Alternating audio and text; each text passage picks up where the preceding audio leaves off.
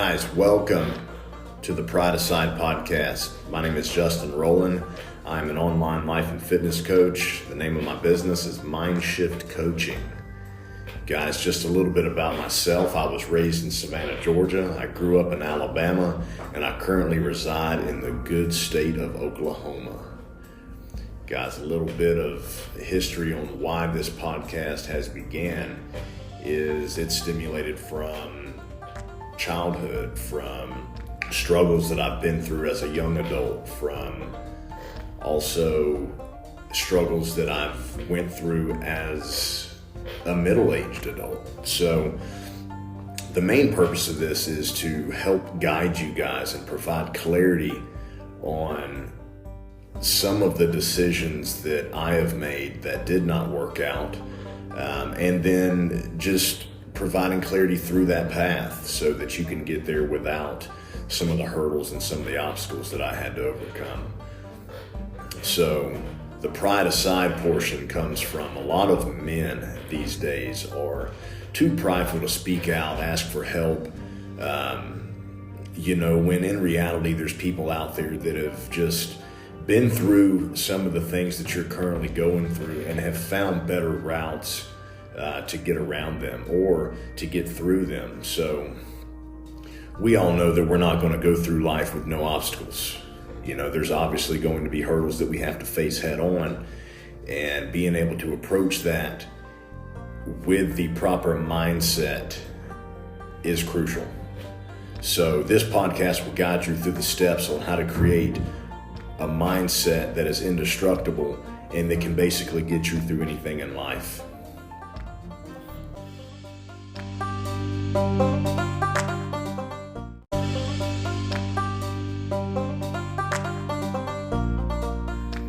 Guys, I want to discuss the importance of having the correct mindset on any topic, anything that you are embracing on a daily basis is going to require you to have an optimal peak mindset, whether it's personal, professional, or physical. You have to have the right mindset to achieve the dream outcome. So what I like to do is I like to focus more on the mindset versus the physical aspect, because if we can dial in your mindset, that's 90% of the problem. The other 10% is going to be the physical portion. So that's what I teach my clients basically, is let's optimize your mindset before we dive into the physical aspect. And a lot of people play a victim, most of their lives. I've done it myself. I made the change and swapped into personal development and dove headfirst into personal development at the age of 31, right as I was going through a depression. I had more questions than I had answers, guys. So, and I also had a newborn child.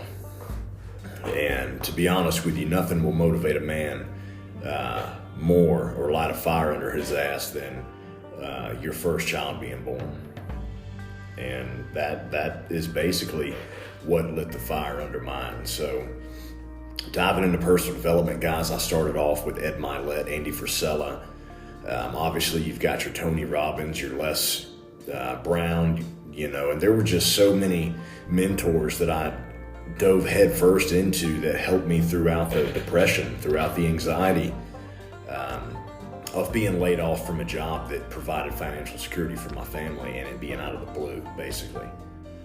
So this podcast will be based around mindset, peak performance, and a little bit on the fitness and physical aspect as well, because that is a huge part of success, is having your personal, professional, and your physical life dialed in and optimized.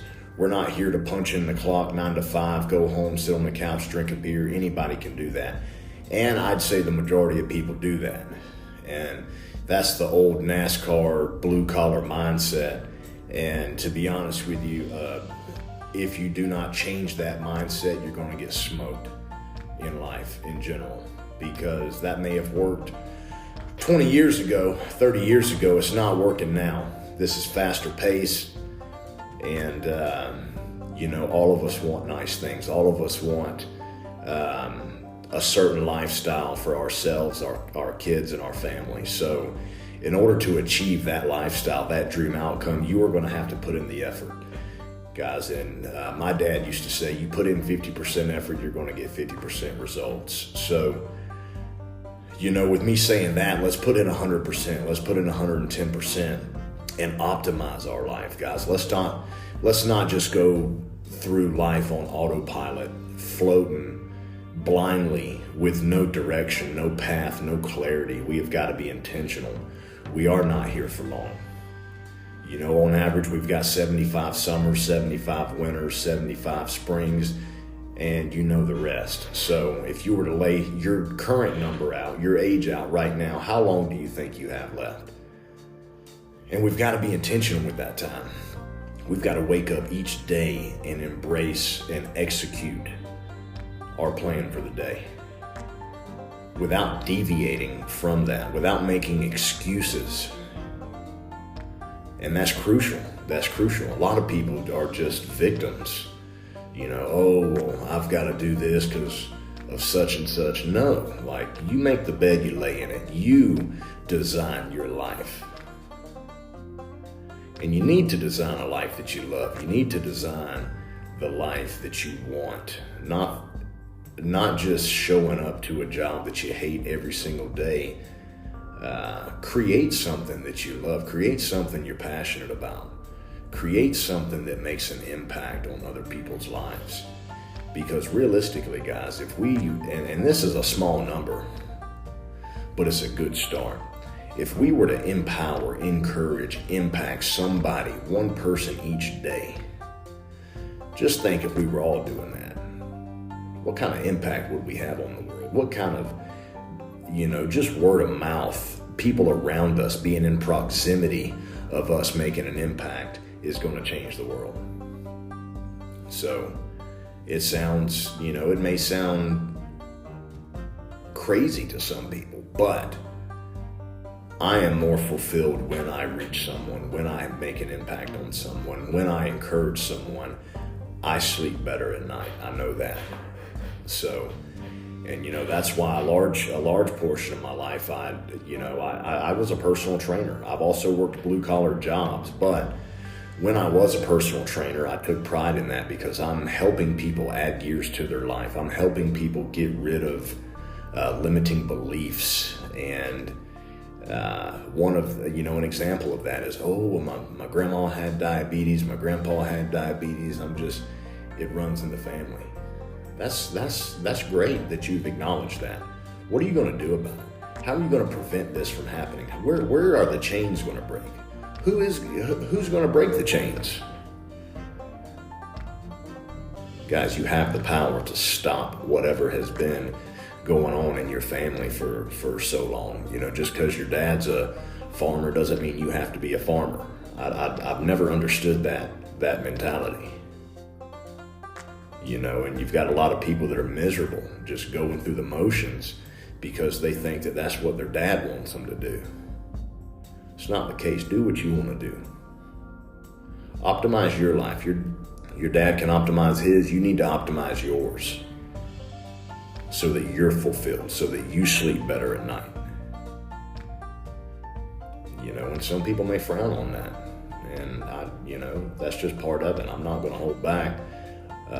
But I do hope that helps some of you guys reframe the mindset away from doing this because my family did it, or thinking this way because my family thinks this way, or now I'm a victim to diabetes because my family was a victim to diabetes. No. Fix that. It's up to you. So, guys, and that's just a little portion of a little sample of what this podcast is going to be about, and there's going to be times where you may not like what I say, but my intentions are to change your mindset into an abundance mindset and get us all out of survival mode, guys. How long have we been in survival mode? How long have you been in survival mode? How long have you been miserable? How long have you not liked the person that you see in the mirror on a daily basis, physical, personal, professional? How long have you not liked that person? And you need to ask yourself that. And each day when you wake up, guys, you need to ask yourself, why? Why am I showing up today? Why do I want to optimize my life? Why do I want to be in the best shape of my life? Why do I want to break generational curses? Why do I want to create generational wealth for my family so that they can live a lifestyle that no one in my family has ever lived before? Why do I want to take my kids on vacations 3, 4, 5 times a year? Why do I want to leave my 9-to-5 job and pursue my passion that is more fulfilling to where I can make an impact on hundreds and thousands of lives in a 365-day period? Why do I want my kids to stand out from the rest when it comes to work ethic, faith, being competitive, executing their goals, and then setting new goals?